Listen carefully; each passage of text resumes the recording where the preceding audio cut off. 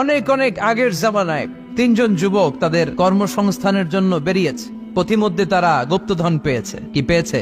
4টা স্বর্ণের টুকরা পেয়ে তো মহা খুশি, আমরা বেঁচে গেলাম, আমরা ধনী হয়ে গেলাম, আর জীবনে আমাদের দুঃখ নাই, কষ্ট নাই। এবার মানুষ 3জন, স্বর্ণের টুকরা 4টা, একটু ঝামেলা হয়ে গেল না? 4 জনে 4টা পাইলে ভালো হইতো না?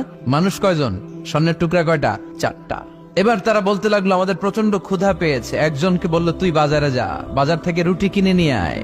সে রুটি কিনতে গেল, আর এই 2জন মিলে ভাবতে লাগলো শয়তানের ওয়াসওয়াসায় পড়ে একটা কাজ করি, যেটারে রুটি আনতে পাঠাইছে ওটারে যদি শেষ করে দিতে পারি, মানে ওটার কেল্লা যদি ফতে করে দিতে পারি, তাহলে তো আর ভাগাভাগির কোনো কাজ নাই। স্বর্ণ 4টা, তুই পাবি 2টা, আমি পাবো।